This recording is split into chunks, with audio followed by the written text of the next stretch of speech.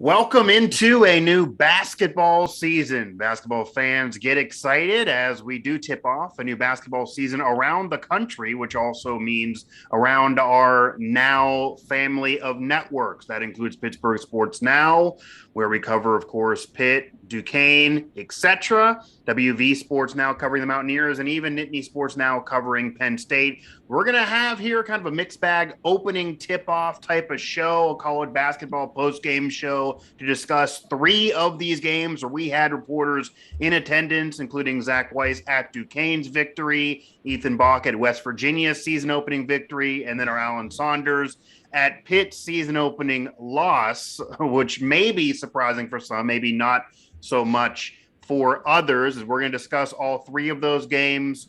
We tried to time this, so we'll see if we can perfectly time this to all their coverage and see if this can work. I think so far we're working out here on this broadcast. Fingers crossed. I'm your host, Mike Asti here. Of course, this is Pittsburgh Sports Live, and these programs will also live on Pittsburgh Sports Now and WV Sports Now for the West Virginia portion of the show. To start things off, I'm going to be joined by Zac Weiss of Pittsburgh Sports Now, who was in attendance covering Duquesne's victory over Rider. So a lot went into this victory for Duquesne, an evenly matched first half, and then had to pull away and get a victory. I did see early in the game the video package, kind of an emotional start for Duquesne and the whole program, with the tribute to the former public address announcer of America, who I know was close with Zach and was a former colleague of mine at the Trib. A friend of mine, actually, Matt Fargo, who I know Zach also knows, taking over those duties, who he was very close with Dom. So a lot of that went into the start of the evening. It then was about basketball, and Duquesne got a victory that I'm sure Dom would be proud of. So, Zach, happy to have you aboard here. Duquesne does start off the season with the win. What are your instant takeaways from this victory for Duquesne?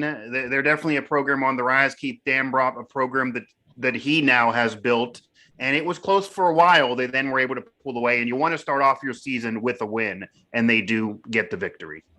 Absolutely, and that's the main takeaway. A win is a win. However, with that being said, this is still a very banged-up unit right now, and I think that has to be taken into account.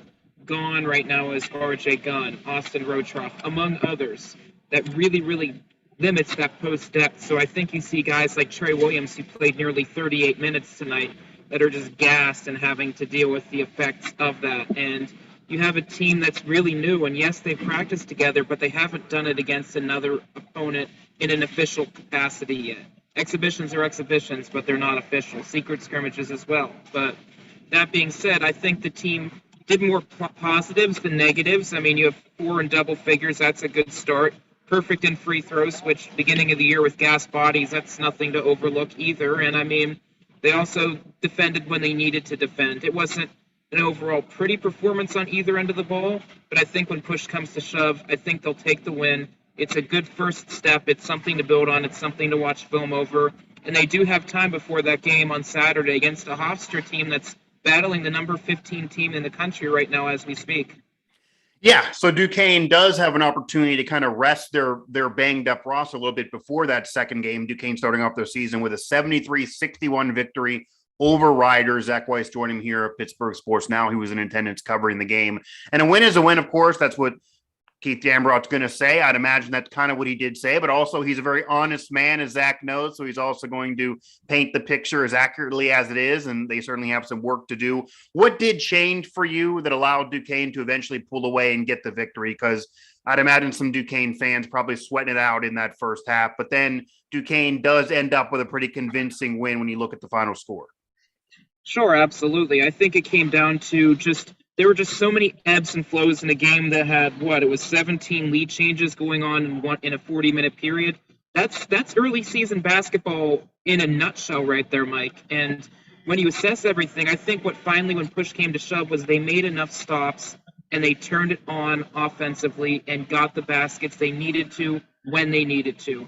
And I think that's really the important thing. I think so much of it was one end wasn't working, or they'd make a mistake and it'd lead to a shorter court on the defensive side, which anytime you concede a shorter court, doesn't matter what level or what team you're at, the odds are stacked against you. And I think Duquesne, in a lot of respects, did not do themselves any favors. but I think they matured, they grew up, and they learned. And I think those are very important steps. And I think a lot of it was Kevin Easley kind of in the first half offensively, but then he went quiet, and then so did the team. And in the second half, you saw a more balanced attack. You saw a lot more aggressiveness. You saw a lot more desire, a lot more interest in the game. And when you have a lot of newness and you have a lot of youth and some of that youth that has traveled, you'll get games and instances like that. For Duquesne, I think it's good that this was the first game against an opponent that they should beat on any given night, but it's one that you want to struggle against and you want to learn how you can grow with the current form that your team's in. And I think in that respect, this is a very important step for this team. Yeah, I'd imagine for sure. What did Keith Dambrot have to say? Literally, I mean, you're part of that post game presser there. Did he have any poignant comments? Anything that stood out for you in terms of what he had to say? It's very hard to evaluate off of one game. Of course, there are teams that go on to appear in the Final Four that lose their opening game. We see a lot of upsets in the first week of the season. This a little bit more of an off season that's regular than it was a year ago for these players, but transfer portal players moving all around. These rosters look totally different. Of course, all the injuries. So it's hard to gauge a team, of course, one game in and what we're going to expect. And a Dambrot team's certainly going to compete, and they do get this win. But did anything he have to say stand out for you after this victory? Not too much surprises me, having covered Keith for the duration of his time at Duquesne. I think the thing that's surprising Keith is that he's probably going to have to be a little bit more patient than I think he initially expected. This is almost an entirely new team, and he has to remind himself. Normally, at halftime, he's probably chewing this team out for its defensive performance, or, to be honest, mostly lack thereof in that first half. Just 50-50 balls were not going their way. The pendulum was not on their side, and they grew up in the second half. They learned from that. But I think Keith needed to realize that, hey, this is just the first game. This is a marathon. I need to focus on making sure that I'm coaching guys differently. It's nothing personal. We're just trying to get the win. And I think in hindsight, of course, you don't want to play Troy Williams 38 minutes in the first game of the season. And he did bring in a Davis Larson over maybe bringing in a guy like a Jackie Johnson who has the capability of putting the ball in the basket. Right. But I think just with what Duquesne needed, they needed steadiness. And I think that's what they brought. I think with Davis, Keith probably wants him to be more of a guard, but he has to just play a post right now just because of the lack of depth. And I think that's what you're looking at, is it's a lot of plug and play and it's a lot of figuring out. And with the injuries, there's a lot of tinkering that has to go on. So Keith isn't necessarily the most patient person, which is tough when you have a job like a Duquesne job where it's starving for a winner, and the 2,200 plus strong that have been here, including a packed student section, mind you, which was another important thing. The students really went out to games during the fall sports season and even went out during the week to try to drum up support. And you saw the students were loud throughout the entire duration of the contest. And I think that can't be discounted as well. So I think now the challenge for Keith is getting these fans to stay, which means winning. And that recipe means he's going to have to be patient and push the right buttons. And that might not necessarily be as easy as it was. And it's never been easy in his entire time at Duquesne. Let's not discount that either. Right. It's not easy. And I think the difference for a Keith Dambrot at a mid-major like Duquesne, who's trying to build something back up, even to get into a tournament, even really to be maybe at the level of their mid-major rival in the city of Pittsburgh that I won't name for this segment, that has at least appeared in the tournament in the last, 5 years or so. And Duquesne wants to at least get there, if not more, and certainly contend in the conference, etc. Is Keith Dambrot. He's the face of the basketball program in many respects. People know Keith Dambrot's name probably more than they know anyone on this roster that's a player. And I would imagine, Zach, especially this year, with having to retinker the roster. So he has that pressure. And while he has built it up, he has provided respectability. I'm sure Dom very, very, very looking down and very proud of the students being there and the atmosphere that he's built. You wouldn't have that facility potentially in that new arena without Keith Dambrot and providing what he's been providing. However, eventually the wins and losses do have to be there on the record, and you need more of those wins. Eventually, you do need that for the fans to fully buy in and to stay in the dog days of late December, early January, to be at a game in the middle of a holiday when that's hard to get students who are staying in town, if they're going to choose to stay in town because it's a big game. If they're several games out, they're going to go home with their family. if they're in the race, they might choose to, I'll drive home tomorrow and I'll go watch some Duke's basketball. So that's what he is fighting against. Anything that you are looking for in particular from this game for that game against Hofstra? You did mention, unlike a few of the teams in the country, unlike even who we will be talking about in the rest of this show, Duquesne does have an extra day, almost really, almost to another week before they play again. Sure. I think it comes down to the intangibles. At this point, of course, you want results, but I think the results are secondary just because of what's going on with this team with its current health status. I think right now, Duquesne's in an overhaul in a good way. I don't want to necessarily say toxic was the right word, but it was a situation where people weren't necessarily enjoying being a part of things because just the attitude was down.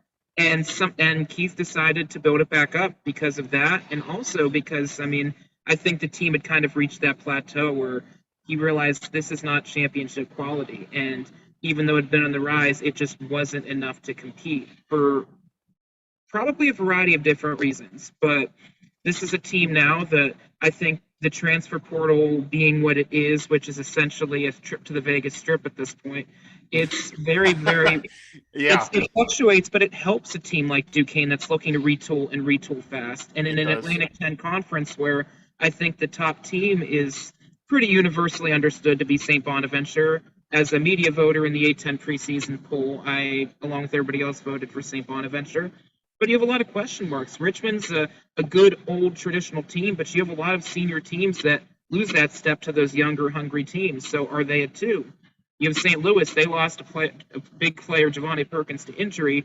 That's a huge loss for them as well. VCU's lost multiple players to injuries. Dayton's young. So this conference is very wide open. And I think the important thing is, even if Duquesne loses a few that maybe you think in hindsight they should win, it's about building for January. And it's about building for March. And that's, I think, the way they're going to approach this. Results necessarily be damned possibly. They want to make sure they're building it right, and they want to make sure that they're not getting any more bodies injured. They just can't afford another injury at this point in time, whether it be COVID, whether it be injury-related, whatever the case may be.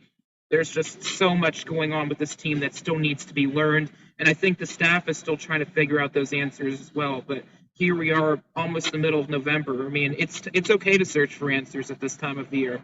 The problem's going to be in mid-January, February. If you don't have those answers, then you're in trouble. So I think right now that's the thing. Yeah, and it's also nice when you're searching for those answers and nothing is perfect and you have to tinker with things, especially with a banked-up team and a young roster, but you feel like you can be competitive. It is a wide-open field, so you could say maybe on Devil's Advocate, it sucks to Duquesne to have this roster in this type of year, but also a benefit to have this roster because it is a wide-open field and there's not much to get through, even though you have some behemoths there at the top, and you're doing all of that in a win. Certainly makes you feel better than doing all of that in a loss, even though I'm sure losses will come. But when you stack the wins in front of them, that's certainly a better way to go about it there in terms of trying to grab those fans, especially early in a season. Duquesne does start off their season with a victory, which is the most important thing. So they get through it, they get a win, an emotional night for many there in attendance, and a victory night. So it's a win all the way around, certainly for the Duquesne family. So Zach, I appreciate the time, man. We'll definitely be talking to you throughout the season. Yeah, of course, Mike. And of course, it was a rough night for both of us. Just Dom was very, very close to both of us. He was one of my best friends. I would tell him so much off the record that I would not tell anybody else. And it's somebody that you just can't replace. The ultimate family man, the ultimate lover of all things around him, that embraced any challenge, whatever it may be, whether it be at Giant Eagle, whether it be in the household, or whether it be around the Duquesne campus. So Dom really was one of a kind in every way, and it was very, very nice. I actually saw Dave Harper, the athletic director, right after the ceremony, and I just looked to him and I said thank you, and I was on the verge of tears. So it meant a lot to me, and I know it meant a lot to several people, including Libby, his wife, and of course his sons, one of which was in attendance on the court tonight. So it was very, very impressive to see that be remembered, and it's I'm struggling to find the words, but it's just thank you so much to Dom, even still today, for everything, for helping us be better people, and for helping everybody else be that voice for whatever Duquesne athletics or even wherever else they may have heard the voice. Just Dom was one of a kind, and still love you, Dom. Love you so much. I think you found the voice. I think your voice was perfect with those words. Absolutely, I echo all those sentiments. Again, rest in peace to Dom, and I'm sure he was looking down on this night for many reasons. Family always came first to him, but Duquesne right there as well, and Duquesne get the victory. So Zac, have a good night. Duquesne gets the win, and yeah, I'm glad that was able to happen on that night for Dom in the tribute for him. Thanks as always, Mike.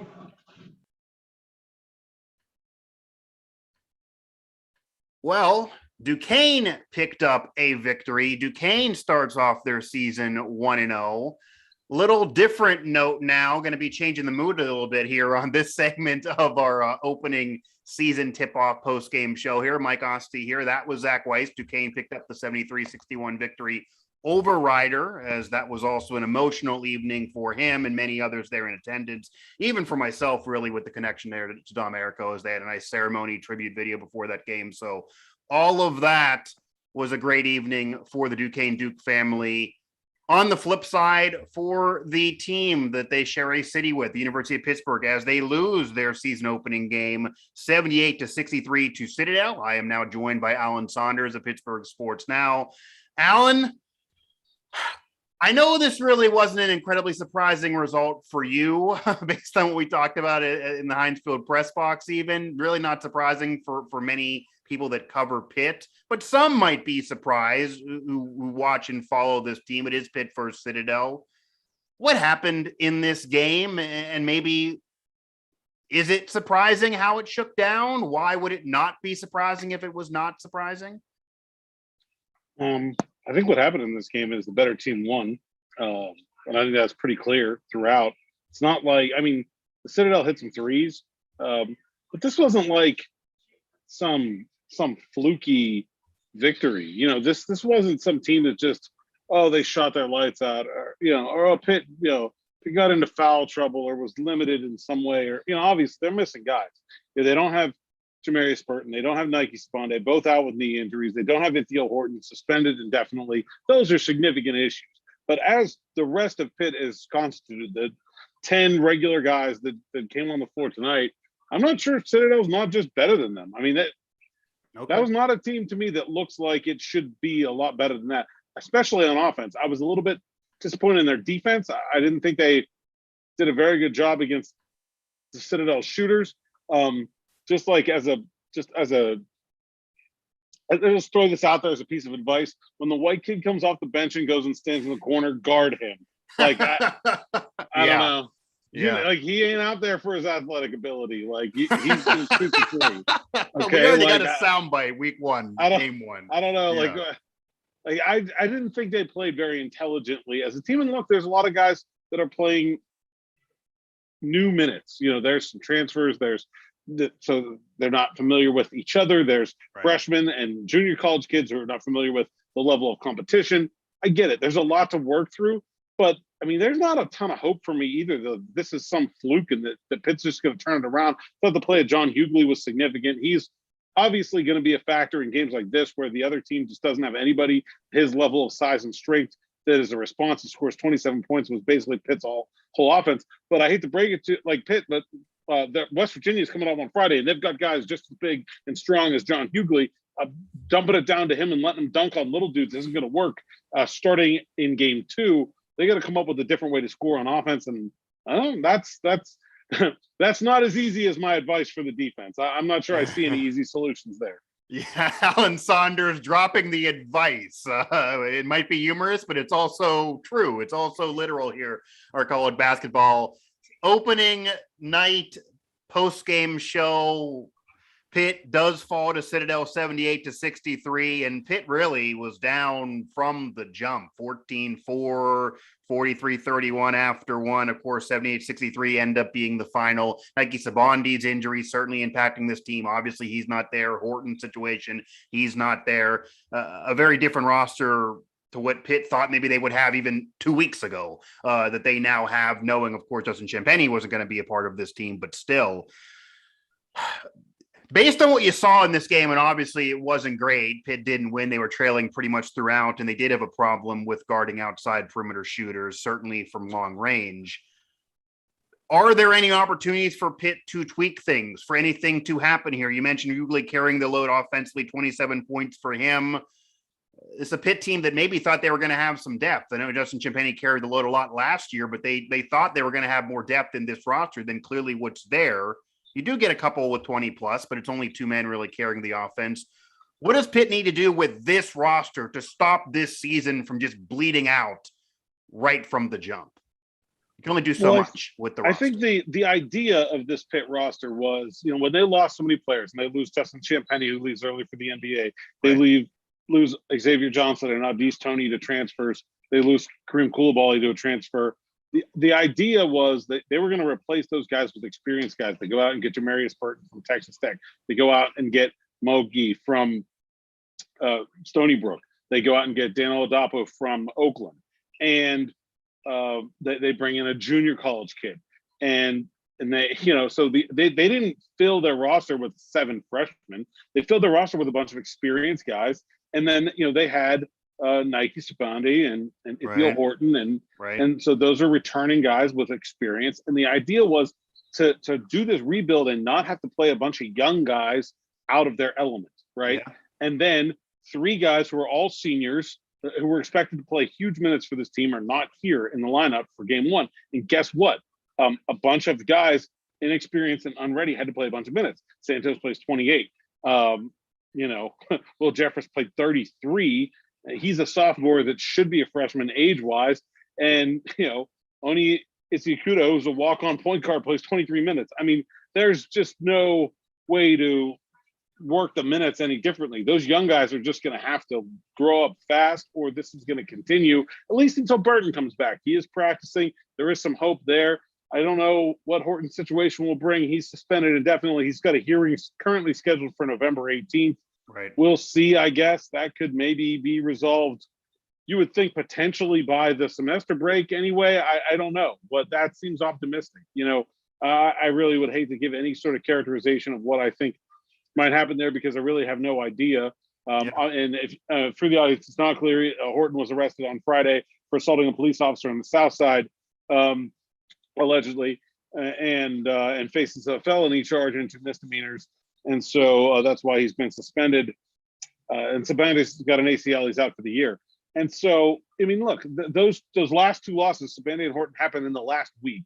That's what I'm saying. They will develop a little bit of a better plan, especially now having seen what they put out there in a game and how that was reacted to by an opposing defense and things like that. They can come up with a little bit better plan. They can get some other guys going. Will Jeffress, I thought he was just a dreadful night shooting 1 for 10. He's not that bad. I'm not sure he's going to be great, but he's going to be a little bit better.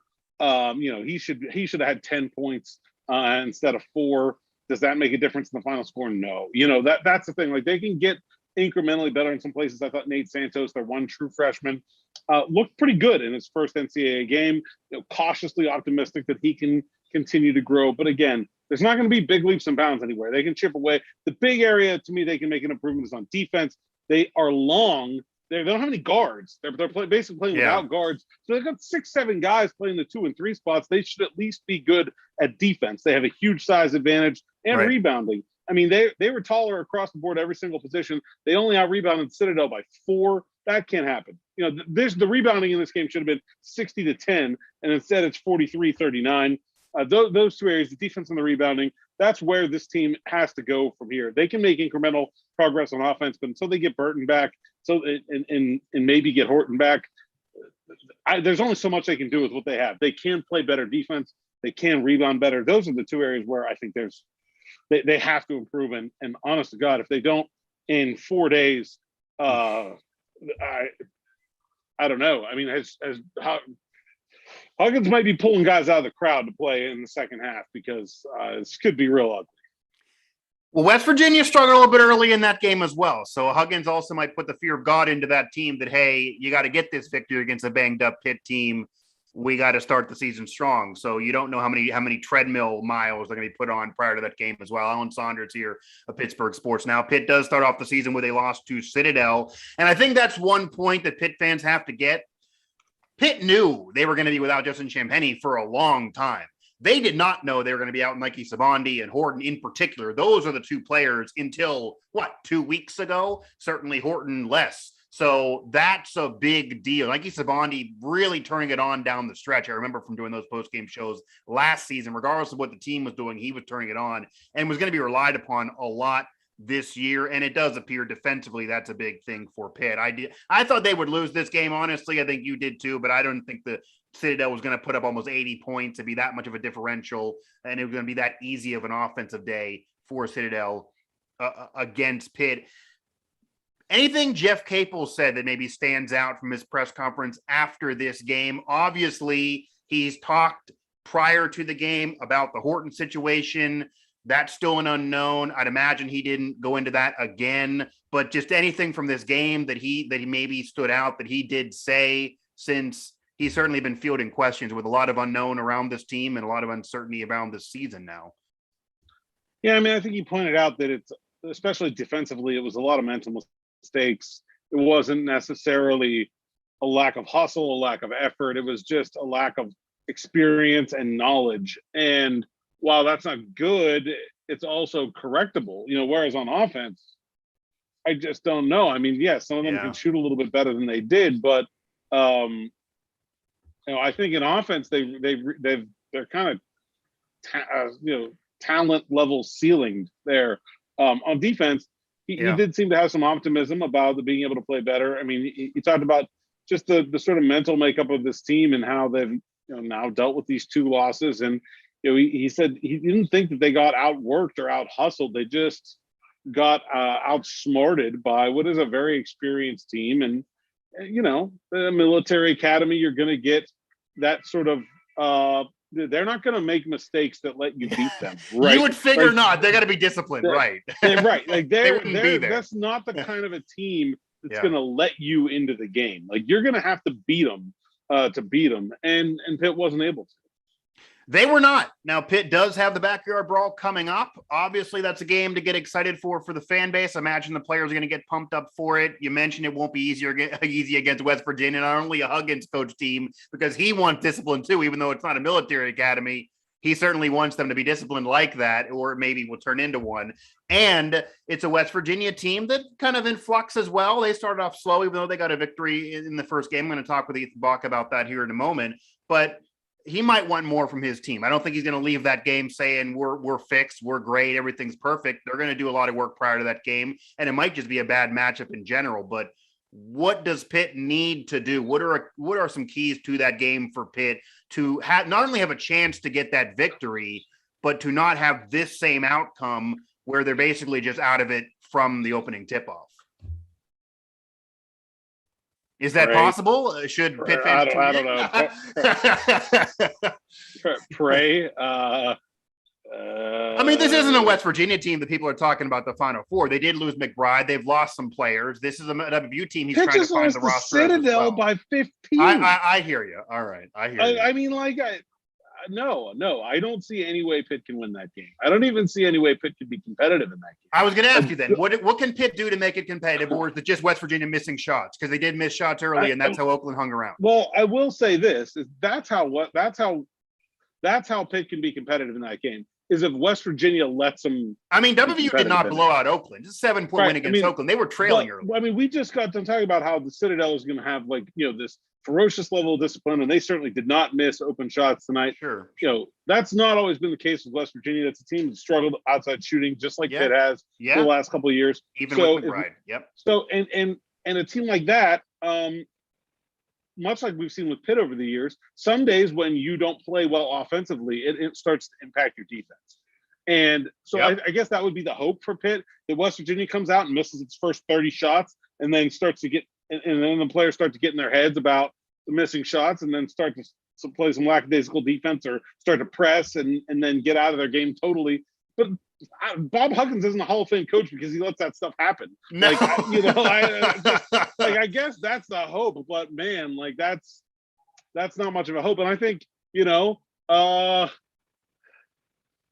not sure I can say the same thing about Jeff Capel. I think this has been frustratingly consistent throughout his reign. I mean, we saw a loss to Niagara. We saw a loss to Nicholls State. We saw a loss to St. Francis. And now in year 4, we've got a loss to the Citadel.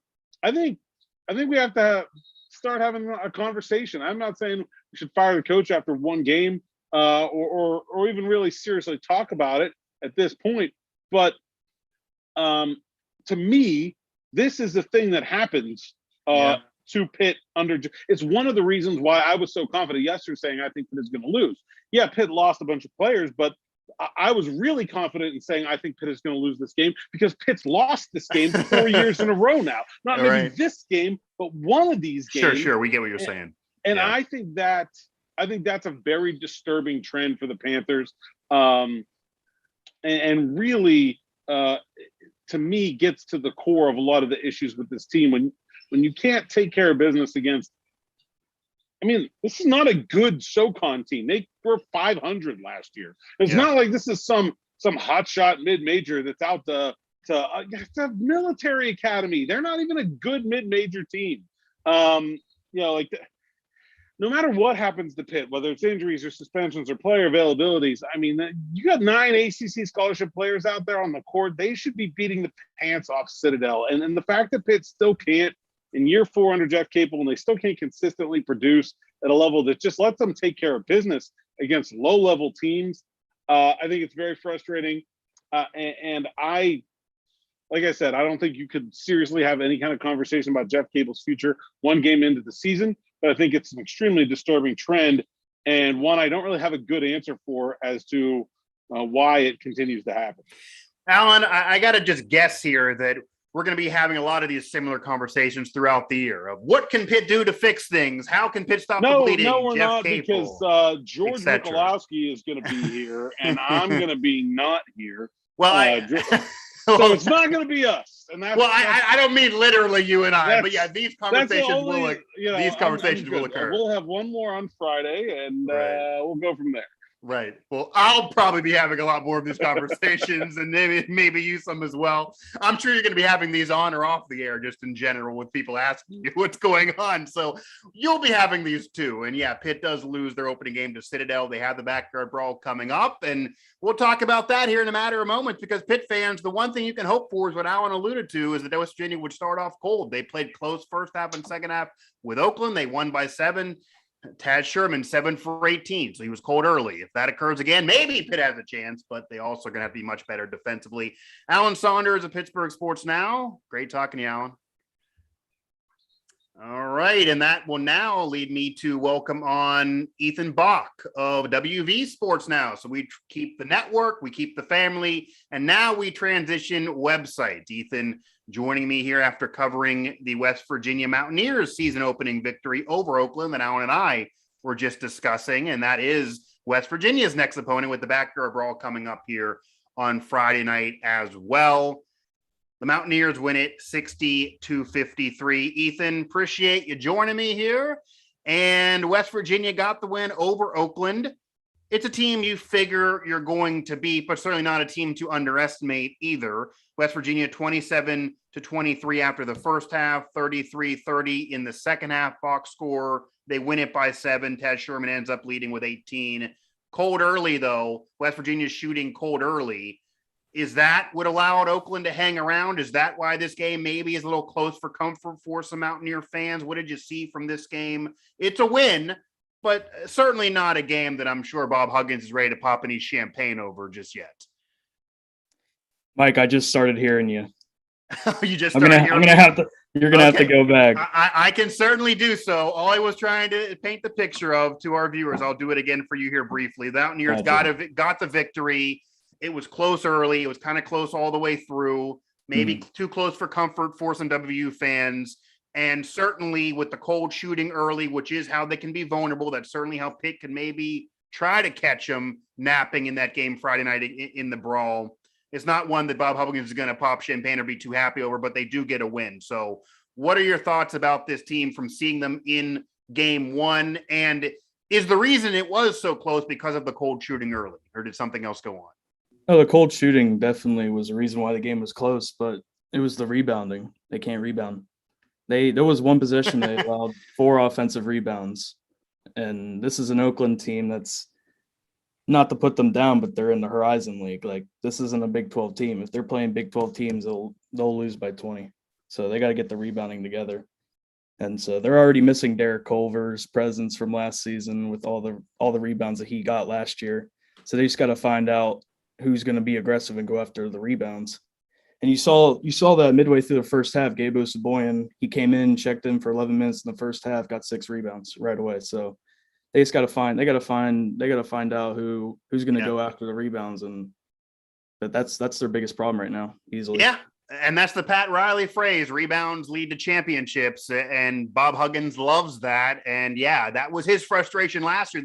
They rebounded, they had bigs, but they didn't rebound as much as he thought they should with bigs. Now they have a little smaller of a team, not as many superstars, and they're not rebounding at all. 60-53, the final. West Virginia does open up the season where they win over Oakland. Ethan Bock joining me here on our college basketball opening tip-off game here, our opening post-game show for WV Sports Now and on Pittsburgh Sports Live here. I'm Mike Asti, and the Mountaineers do win it. Sherman 18, McNeil 11. You mentioned the spark plug off the bench. So then I got to ask you, and we saw this a lot last year, a lot more often than his entire 30-plus career that has led to 900 wins, that Bob Huggins, who previously was criticized for being set in his way and riding a lineup out, tinker with that lineup every day. He was changing lineups as often as we're changing clothes last year. If he had to do it, he was going to do it.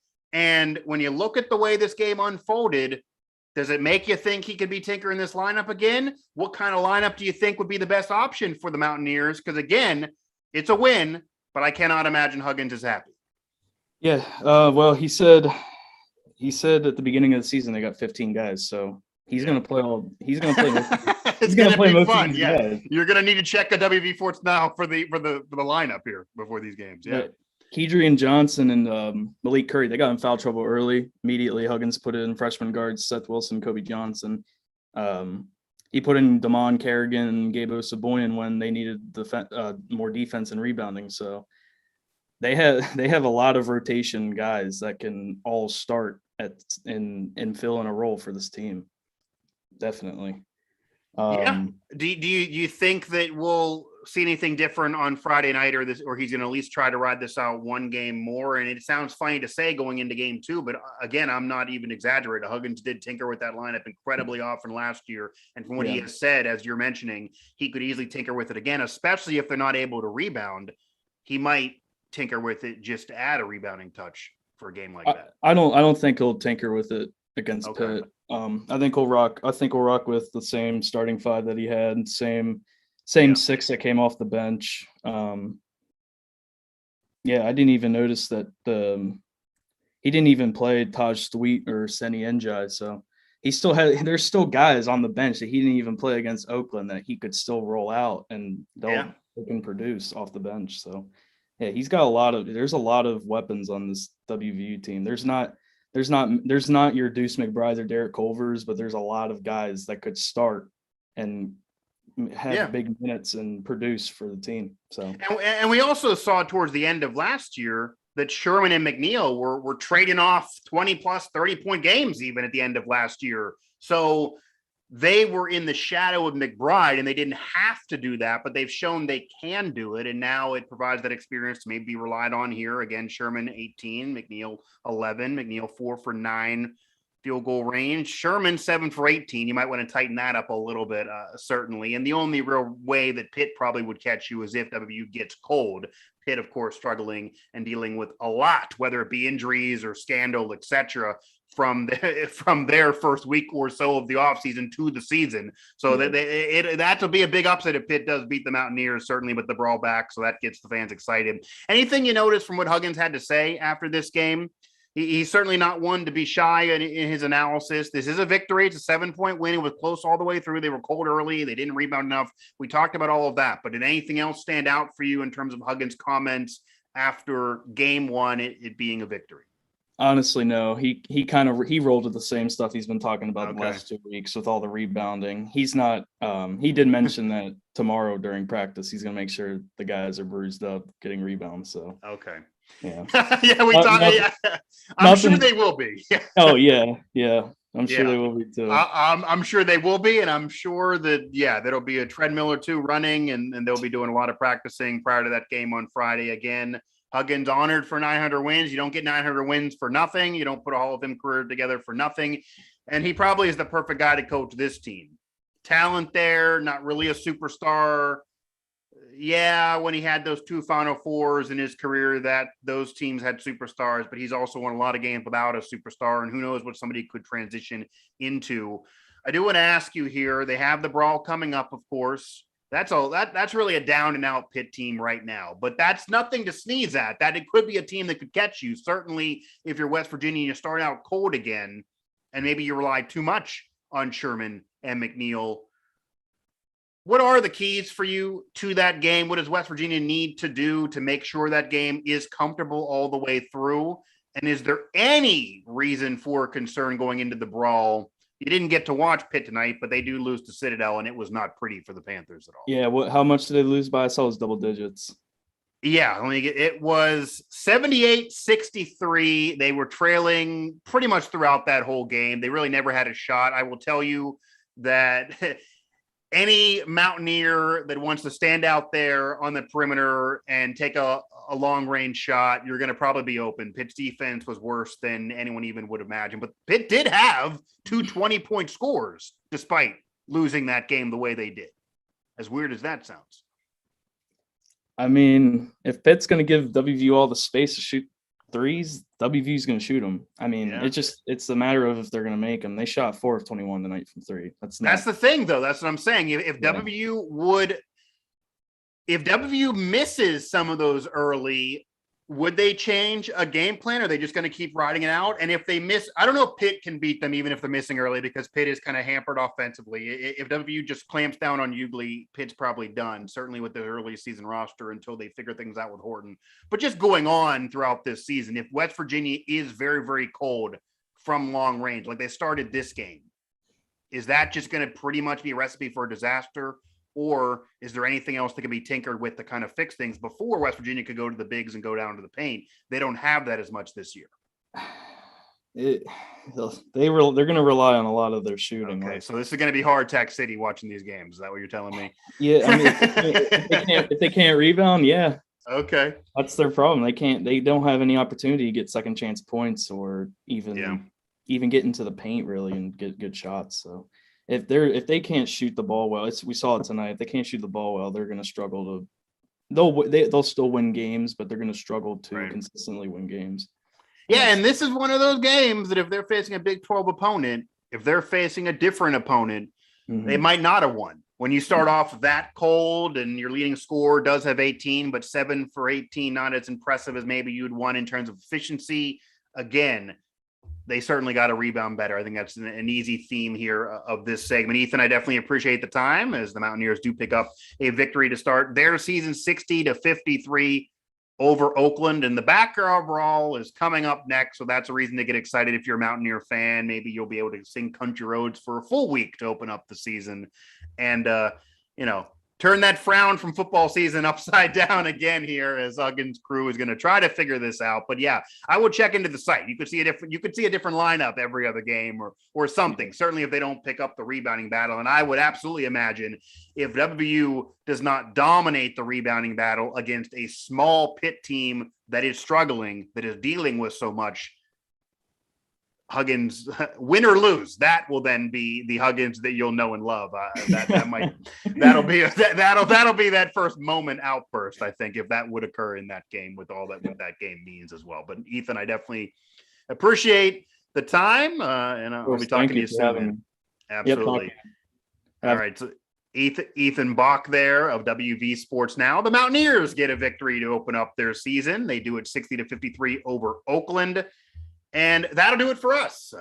We had to time this perfectly. We managed to pull this off here as we had 3 games that we covered in person throughout our network. More games overall, actually, as well. And we got 3 men on this post-game show, and I think we got a victory of ourselves. So Duquesne picks up a win over Ryder, an emotional night there at home for the Dukes.